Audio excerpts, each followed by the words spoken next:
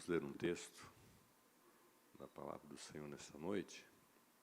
Marcos, capítulo 12 e versículo 28. Marcos, Evangelho segundo escreveu São Marcos, capítulo 12 e versículo 28. Se você desejar estar em pé, para nós estarmos lendo esse texto, depois vamos meditar. Marcos 12, 28 e 31 diz assim: Um dos mestres da lei aproximou-se e os ouviu discutindo. Notando que Jesus lhe dera uma boa resposta, perguntou-lhe: de todos os mandamentos, qual é o mais importante? Respondeu Jesus: o mais importante é este: ouça, ó Israel, o Senhor, o nosso Deus, o Senhor é o único Deus. Ame-o, o Senhor, o seu Deus, de todo o seu coração, de toda a sua alma, de todo o seu entendimento e de todas as suas forças. O segundo é este: amem o seu próximo, como a si mesmo. Não existe mandamento maior do que este. Amém? Por bondade, vocês podem tomar assento.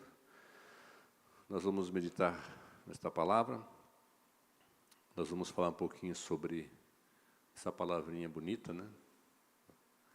Amor. Apesar de ela ser, muitas vezes usada de forma até vulgar, né?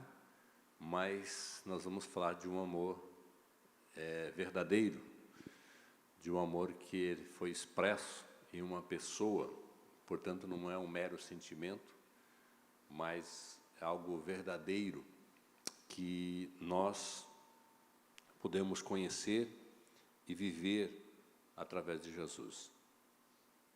Esse amor foi registrado por Paulo na primeira carta, no capítulo 13, ele dá uma descrição bem interessante do que é esse amor.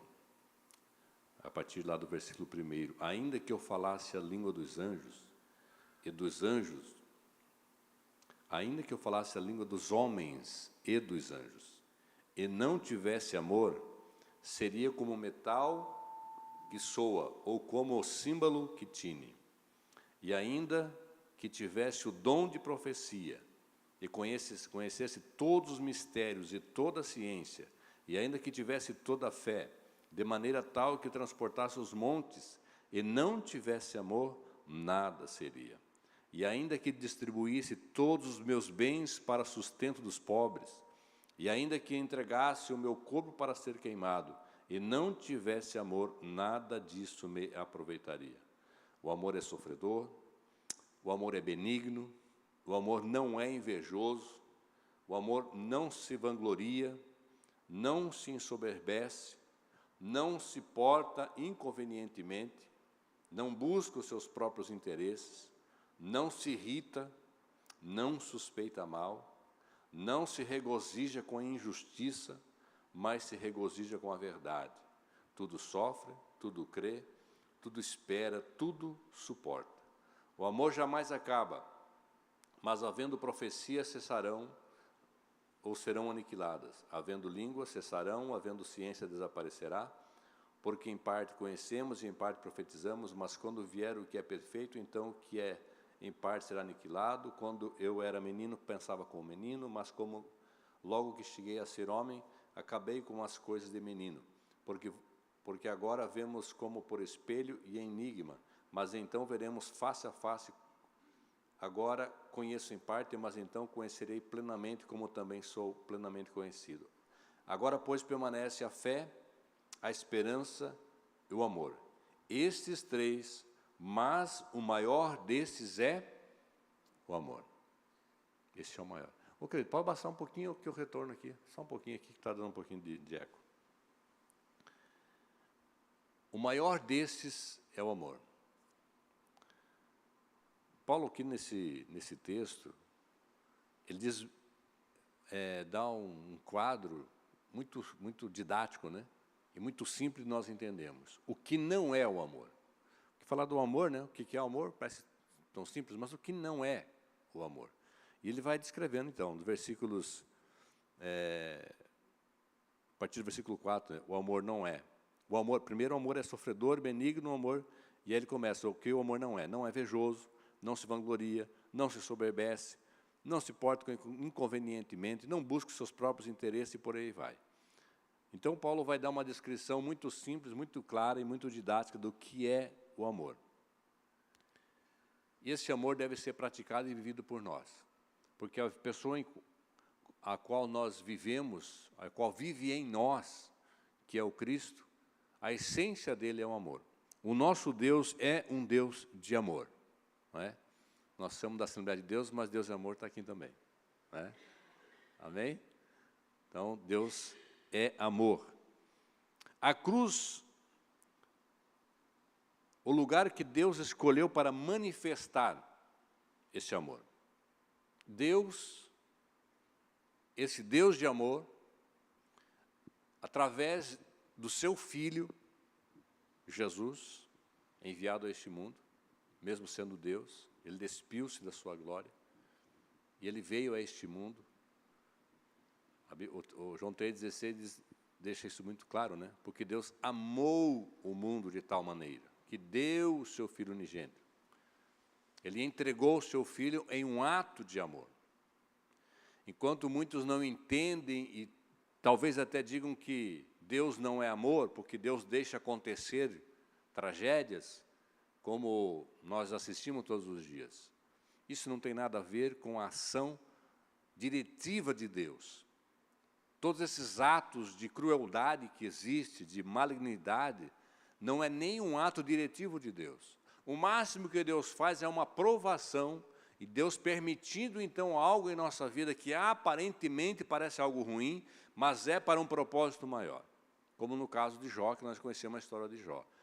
Mesmo sendo Jó um seguidor fiel de Deus, que o próprio Deus deu testemunho, ele viveu uma adversidade muito cruel na sua vida. Mas ali havia um propósito de Deus, era uma aprovação de Deus sobre a vida de Jó, e que no final foi recompensado e muito. Então, o amor de Deus é inquestionável, é inquestionável. Quando as pessoas tentam entender Deus a partir daquilo que acontece de malignidade na humanidade, no mundo, é porque não entendem, não conhecem, não sabem o porquê que essas coisas acontecem. Primeiro, foi o próprio pecado de Adão, que em função do seu pecado, todos pecaram e destituídos estão da glória de Deus, também estão de alguma forma também destituídos do amor de Deus, porque estão em rebelião contra Deus, se tornaram inimigo de Deus. No entanto, Deus nunca deixou de amar a humanidade, de amar as pessoas. É tanto que, quando o homem caiu, Deus já tinha um plano traçado, e então já estabeleceu ali uma promessa de que, através da semente da mulher, nasceria um que esmagaria a cabeça da serpente. Então, Cristo vem cumprir essa promessa, nessa manifestação de amor verdadeiro de Deus para com a humanidade. E então, todos nós temos hoje essa prova de amor do nosso Deus. E essa prova foi manifestada na cruz. Foi concretizada, não foi simplesmente uma declaração, uma fala, ou alguma coisa poética, não. Jesus veio em corpo, ele veio neste mundo, ele viveu entre os homens. E ele se tornou humano igual eu a você. E ele enfrentou uma cruz. Mesmo não merecendo, mesmo não sendo digno de morte, porque ele era santo e puro, mas porque ele tomou o nosso lugar.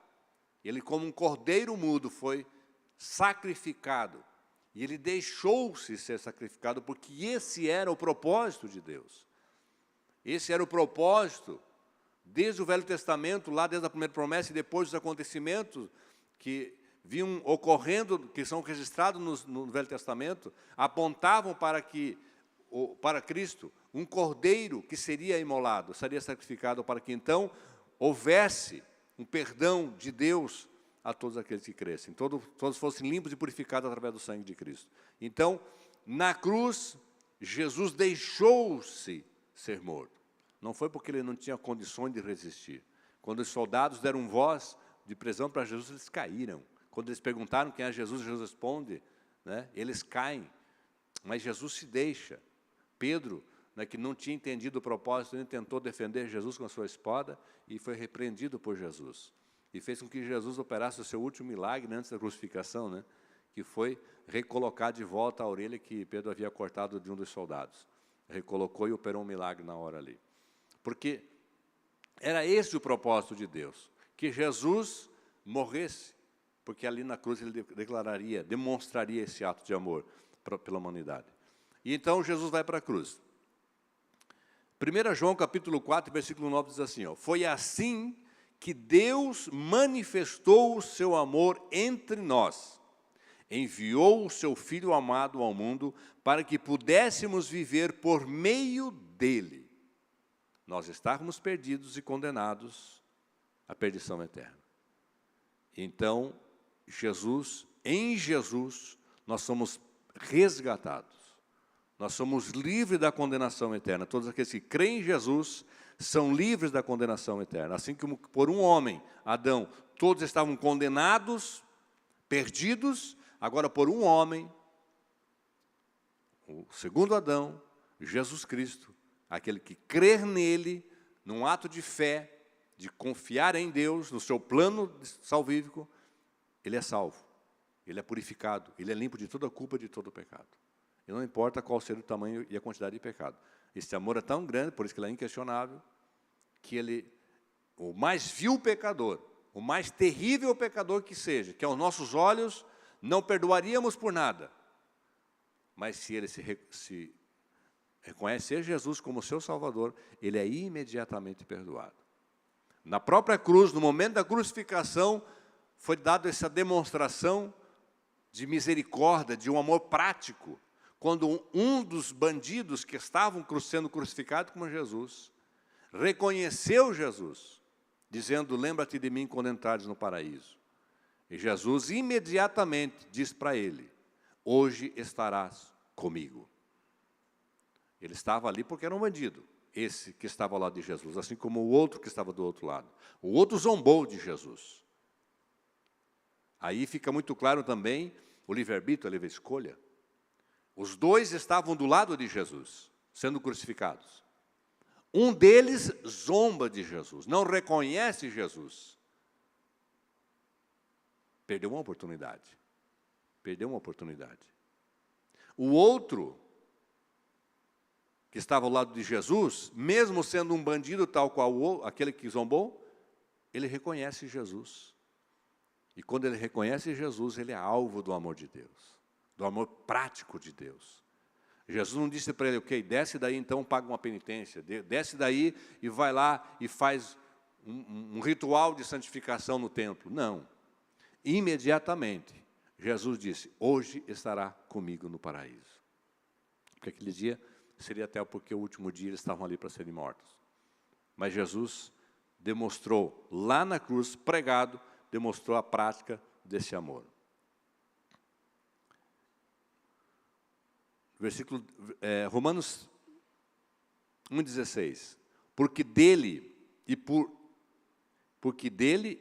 ele e para ele são todas as coisas.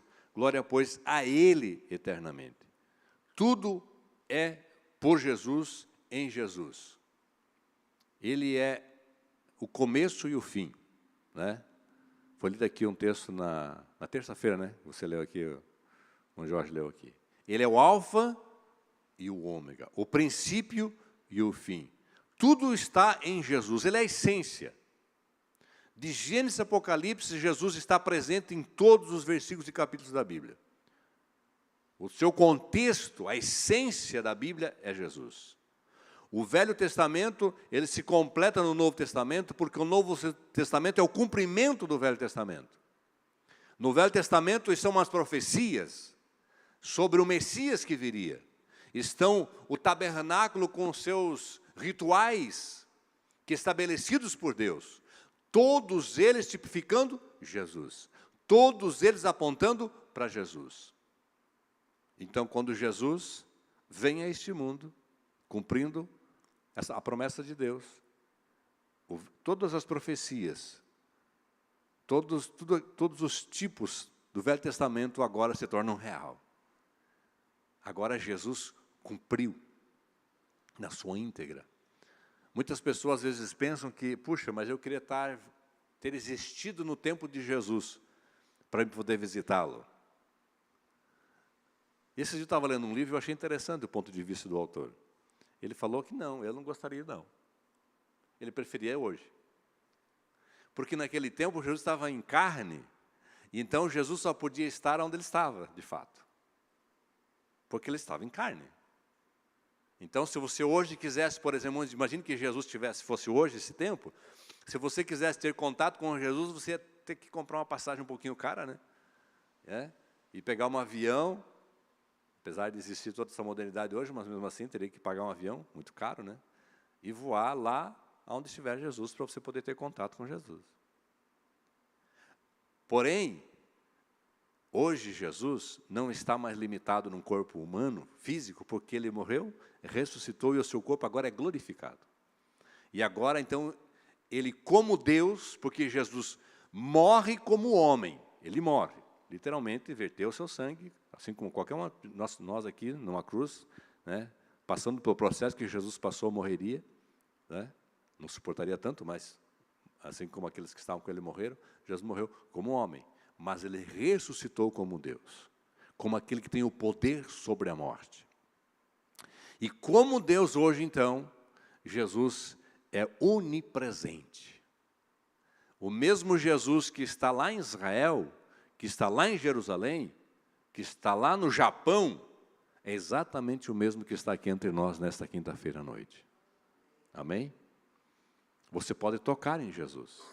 Se lembra daquela mulher? Se tiver uma aguinha por aí, eu agradeço. Esqueci de pegar um copinho d'água. Jesus, se lembra daquela mulher que tocou as vestes de Jesus e foi curada?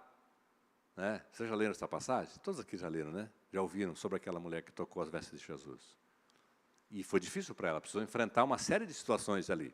Né? O próprio preconceito que havia contra as mulheres, a multidão que impedia, né? E ela teve uma série de dificuldades, mas ela enfrentou e tocou as vestes de Jesus. Ei, hoje, nós temos um livre acesso ao trono de Deus.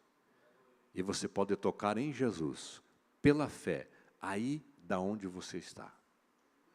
Você não precisa de um líder religioso, você não precisa de um ritual religioso para tocar em Jesus. Você só precisa de uma coisa, fé. Fé. É você crer em Jesus. E então, tocar nas suas vestes. Tocar em Jesus e receber o milagre da parte do Senhor. Você crê nisso? Qual é que é a tua necessidade nessa noite? Qual é que é a tua angústia? Né? Aquela mulher tinha uma doença, uma enfermidade. E ela precisava de um milagre. E quando ela tocou em Jesus, imediatamente ela foi curada. Obrigado, querido. Obrigado.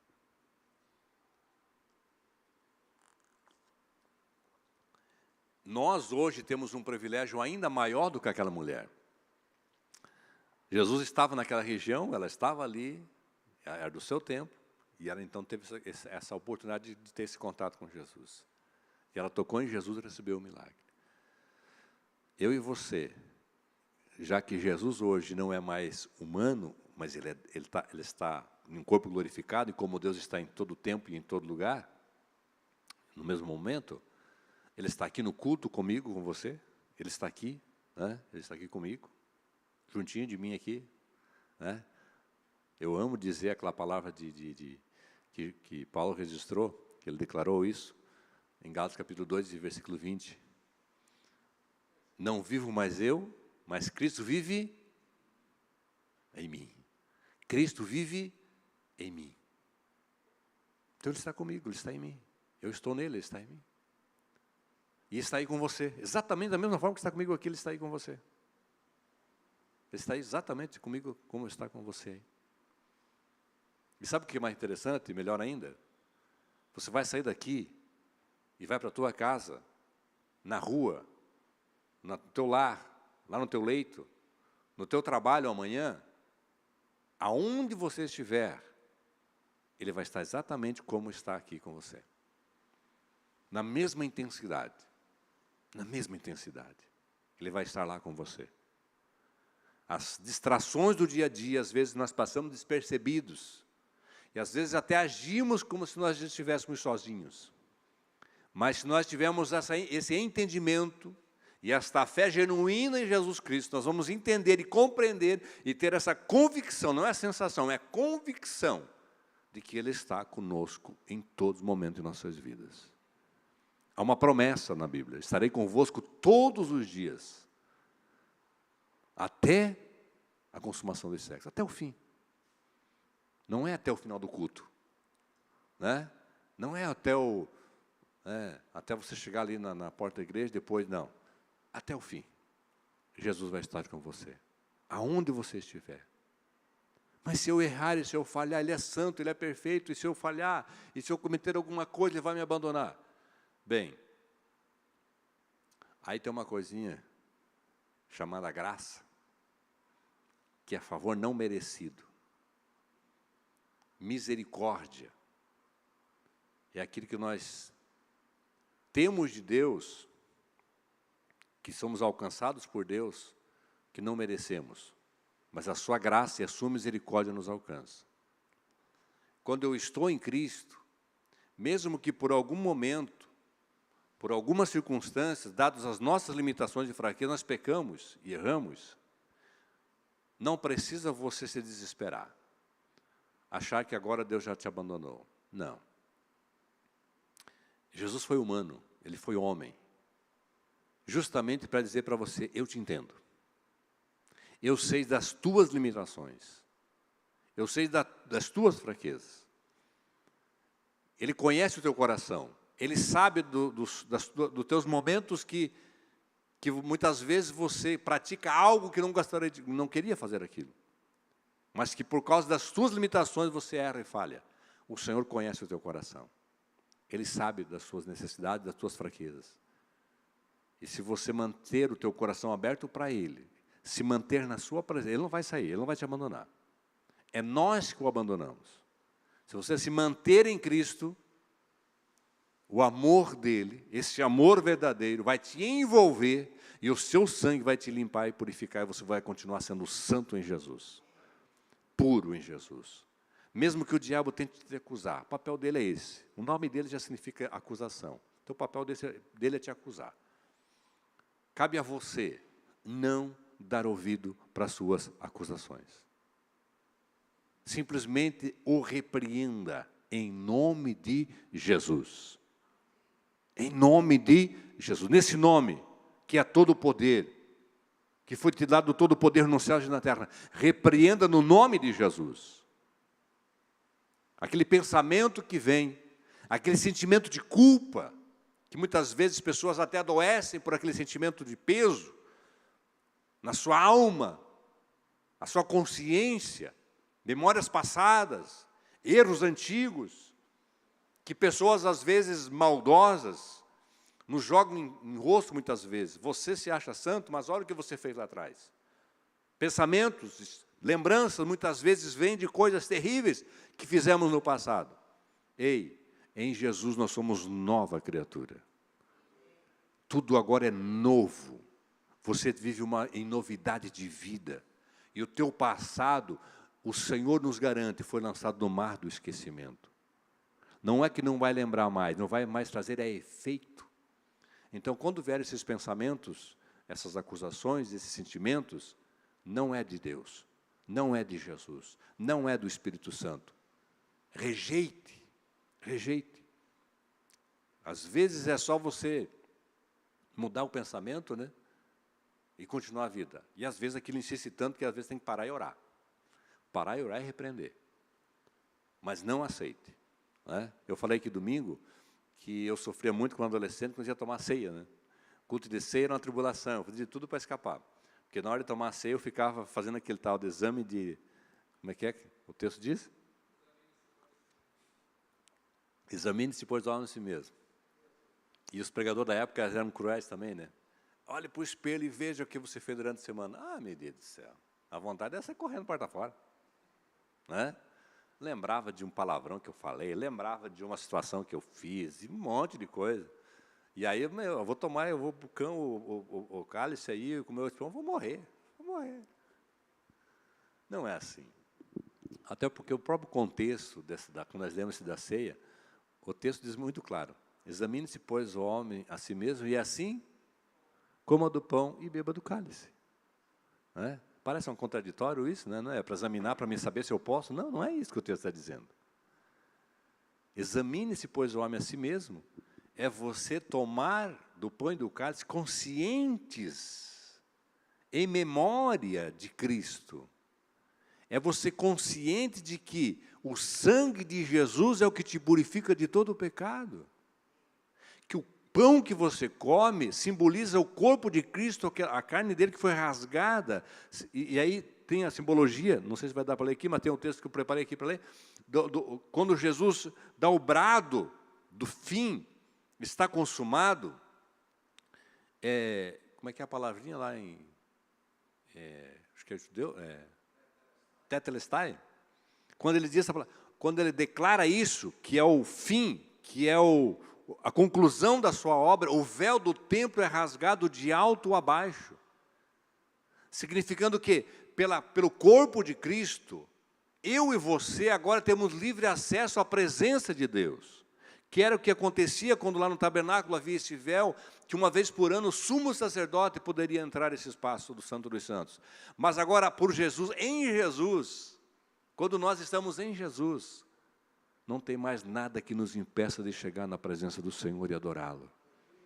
Mas e os meus pecados? Os seus pecados são limpos e purificados no sangue de Jesus.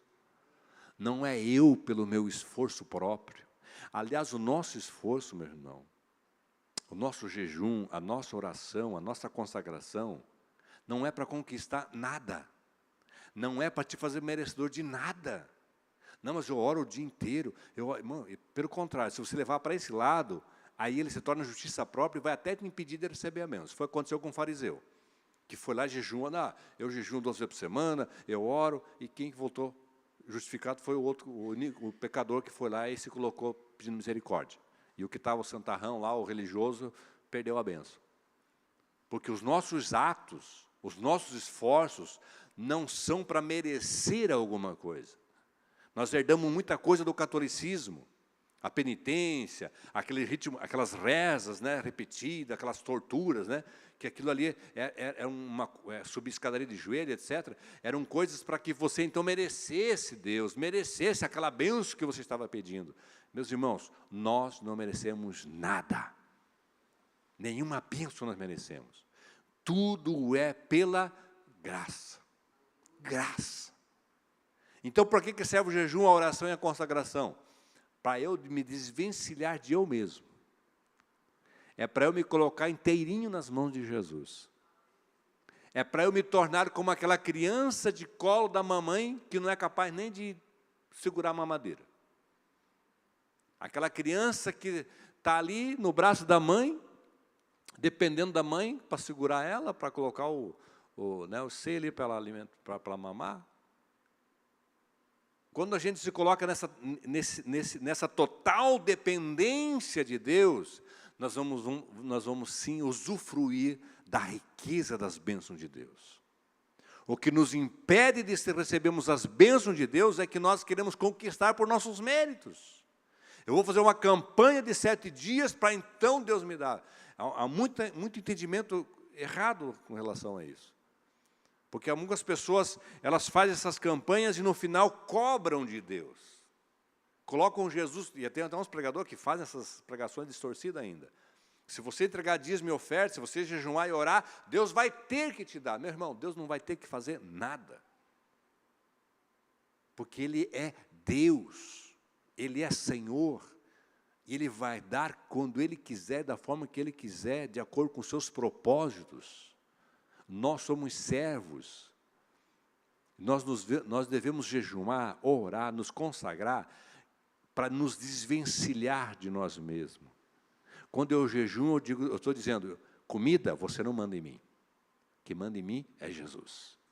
Eu vou me consagrar para adorar o nome de Jesus. É eu me desvencilhar daquilo que me quer controlar, né, que é a comida e a fome. Eu me desvencilio dela, dizendo, Jesus, quem manda em mim é você. A comida não manda em mim. Quem manda em mim é o Senhor. Quando eu vou para a oração, quando eu dou meus joelhos, eu estou me rendendo. Eu não preciso necessariamente ser de joelhos dobrados, porque Deus vê o coração. Quando eu estou me rendendo a Cristo.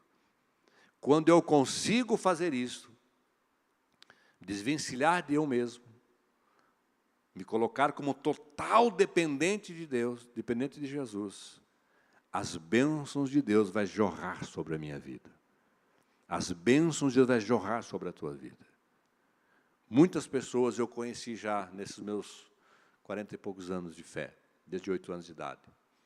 Pessoas que eu achava assim que jamais iam cair, porque elas jejuavam tanto, elas oravam tanto. Eu lembro de campanhas que alguns faziam, e aquelas intermináveis campanhas de jejum e oração, e de repente caíam de uma forma assim tão vergonhosa, tão terrível, pecados terríveis, e muitos até hoje não se levantaram mais. E eu comecei a orar e buscar de Deus. Puxa, Deus, elas não mereciam o céu? Elas jejuaram tanto, né, consagravam tanto, e Deus permitiu de cair.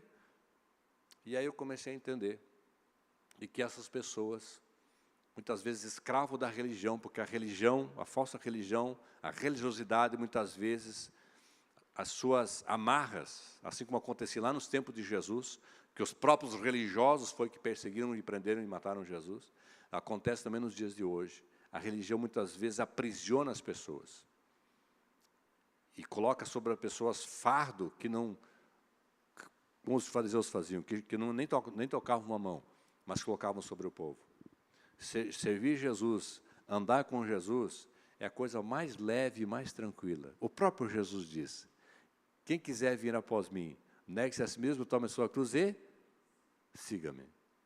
E é o que Jesus diz mais? Aprendei de mim que sou manso e humilde de coração e encontrarei descanso para as vossas almas. O meu jugo é suave e o meu fardo, o que é leve? Possível de se carregar. É isso. É estreito? É estreito, mas é possível. A religião coloca coisas, como no tempo da lei, e aí foi o seu tempo, que ninguém conseguiu cumprir. Porque a lei, ninguém conseguia cumprir. Bastava infringir um mandamento que já perdia todos. Em Jesus, Hebreus, Romanos vai descrever muito isso.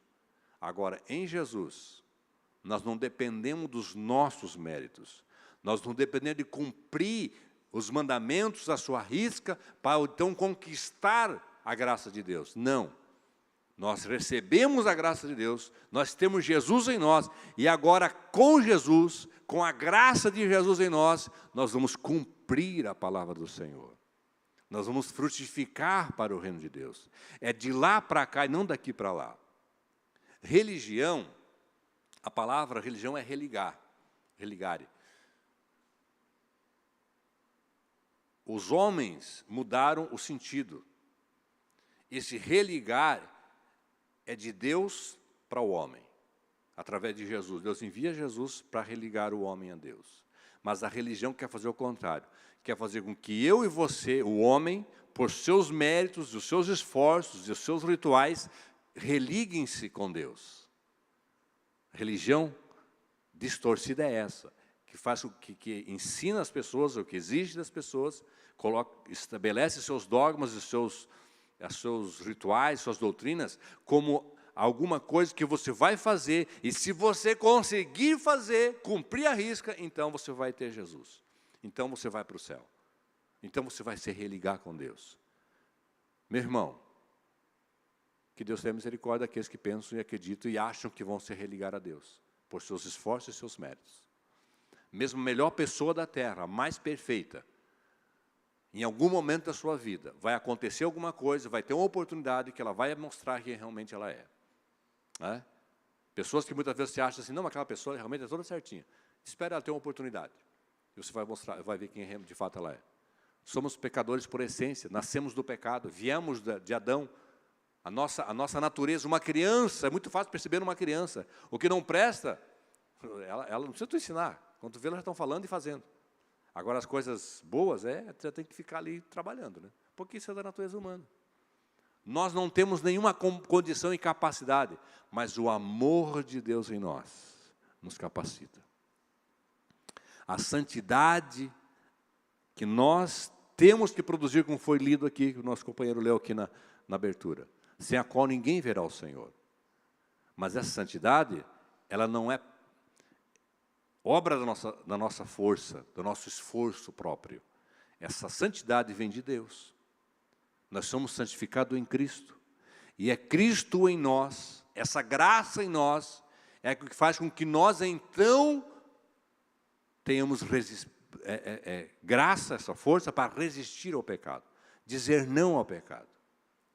Por nossas próprias forças, se alguém me provocar, me chamar de feio, né, me humilhar, me provocar da minha natureza, no mínimo, meu coração vai ficar cheio de ódio, de raiva, de planos, né? Se for alguém que eu não consigo encarar na hora, assim, eu vou ficar planejando, eu vou ficar maquinando coisa ruim. Mas quando eu estou em Jesus, aí é diferente. Aí eu vou amar, porque o amor de Deus em mim me faz amar. Quando Jesus ensina que nós devemos amar até os nossos inimigos, e Jesus está dizendo, é melhor vocês terem o meu amor, porque com o amor de vocês próprios, vocês só vão amar quem quer bem vocês. E olha lá, na hora que pisar na bola, você já não ama mais. Agora, com o meu amor, você vai conseguir amar até os inimigos. Portanto, essa graça, essa condição de nós sermos santos, puros e perfeitos, ela vem totalmente de Jesus, totalmente de Deus. Esse amor que foi demonstrado lá na cruz, esse amor que foi evidenciado lá na cruz, o amor de Deus, quando nós nos envolvemos em Jesus, nós, pela fé, cremos totalmente no sacrifício de Cristo, na morte de Cristo, na redenção em Cristo Jesus. E os nossos feitos, nossos méritos, nós colocamos tudo como disse Paulo. A sua justiça não passava de trapo de imundícia. O melhor que eu possa ser não serve para nada. Eu vou orar, eu vou consagrar, eu vou buscar, eu vou ler a Bíblia, eu vou vir ao culto, mas isso não vai me fazer em momento nenhum merecedor de qualquer coisa. Eu vou fazer isso, eu vou jejuar, eu vou orar, vou consagrar, vou vir à igreja, para eu me desvencilhar de eu mesmo e me colocar totalmente nas mãos de Jesus, nas mãos de Deus.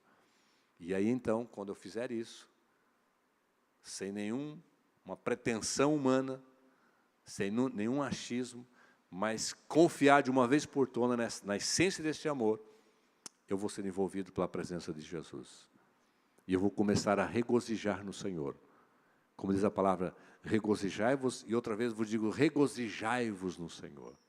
Quando você vive em Jesus de fato, se desvencilhando de qualquer vínculo religioso no sentido de fazer algo para merecer, mas se colocar ali como total dependente de Jesus, você vai começar a viver o reino de Deus na tua vida. O gozo da eternidade na tua vida. 24 horas por dia. Não vai ser só aquele dia que você tirou, não, esse dia eu tirei para jejuar, orar, vir ao culto, puxa, esse dia foi maravilhoso. Agora, na segunda-feira, eu não tive tempo de orar, eu não tive tempo de jejuar, eu não tive nem tempo de ler a Bíblia, nesse dia foi um pesadelo. Não, mas não é assim que funciona.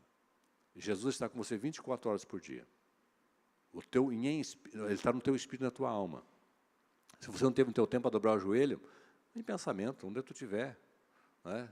Na hora que tu tiver um intervalo, sei lá, ou qualquer momento que você esteja lá, que você ligou o teu pensamento aos céus, lá, Jesus está exatamente com você naquele momento. Ele vai estar contigo 24 horas, e não importa onde. Se você puder aqui na igreja, ok, mas se você estiver na tua casa, lá o Senhor está com você. Lá está a presença do Senhor Jesus. E esse amor envolvendo você e a tua família, as pessoas à tua volta.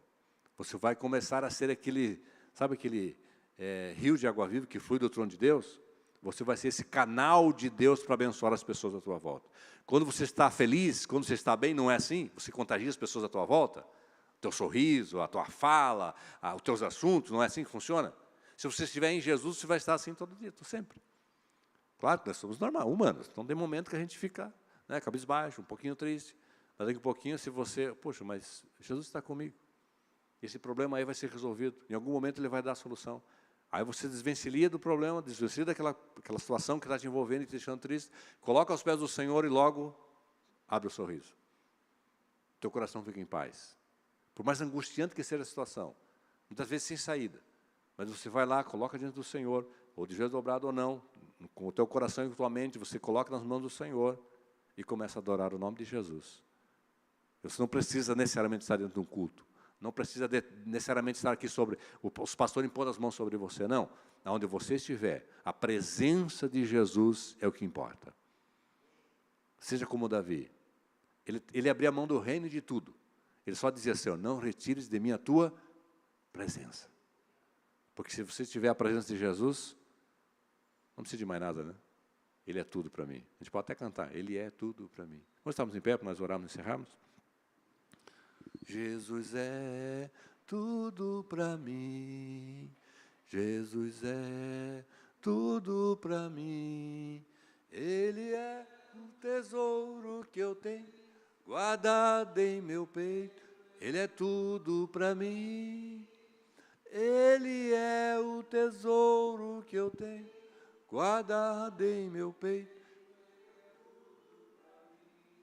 De novo, bem forte, canta com a tua alma, assim, fecha os olhos e diga, Ele é tudo para mim, Jesus é tudo para mim, Ele é tesouro que eu tenho guardado em meu peito, Ele é tudo para mim, Ele é o tesouro que eu tenho guardado em meu peito, Ele é tudo para mim. Amém? Ele é tudo. Ele é tudo para você. Ele é tudo na tua família. Ele é tudo no teu casamento. Ele é tudo no teu trabalho.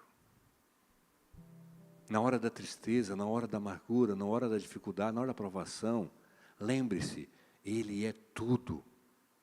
Ele é tudo. Ele é a solução que você precisa. Ele é o eu sou. Se você for doente, Ele é médico. Se está com uma causa na justiça, Ele é advogado. Está com dificuldade financeira, Ele é dono do ouro e da prata. Ele é tudo para mim. Ore comigo, Senhor Jesus, eterno Pai. Oh, bendito Senhor. Nós te louvamos, Senhor. Nós te adoramos. Oh, aleluia. Por este amor que foi evidenciado lá na cruz. Quando deste a vida naquele madeiro, tendo sua carne moída, rasgada, vertendo o Senhor até a última gota de sangue, aleluia, cravasse naquela cruz os nossos pecados, pagasse a culpa que era nossa, a sentença que era nossa, tu cravasse naquela cruz, Jesus. E hoje, nesta quinta-feira à noite, podemos nos reunir neste santuário e adorar e bendizer o nome do Senhor. A entrar no Santo dos Santos e sentir a glória, a alegria, a paz que excede a todo entendimento, o gozo na alma. Oh, aleluia. Oh, aleluia, esse amor nos envolve, Senhor. Esse amor que é verdadeiro, que não é um sentimento, um mero sentimento, mas é algo real. Ele é personificado em Ti, Jesus, e nós temos o Senhor conosco. Tu és tudo para mim, Tu és tudo para nós. Tu estás em cada coração, em cada mente, em cada vida. Oh, aleluia, nós te adoramos, Jesus. Que possamos viver essa verdade, Senhor, crendo. Mesmo que venham as adversidades, Senhor, nós continuaremos crendo no Senhor, na Tua palavra. Que nada lá do mundo, Senhor, nenhuma dúvida vai entrar no coração do Teu povo e da Tua igreja. Mas nos guarda, Espírito Santo, esta palavra esteja viva em nossos corações, que possamos confiar no Senhor, crendo que Tu estás conosco, em tudo e em todas as nossas as situações da vida. A Tua graça e a Tua misericórdia nos alcança, Senhor, e nós Te louvamos, e nós Te bendizemos, e nós, Senhor, queremos cada vez mais, Senhor, que a Tua presença nos envolva, o Teu amor envolva nossas casas, nossas famílias, esta congregação, Pai. Abençoa, Pai, o Teu povo, nós oramos, Te adoramos e Te bendizemos, em nome de Jesus. Em nome de Jesus.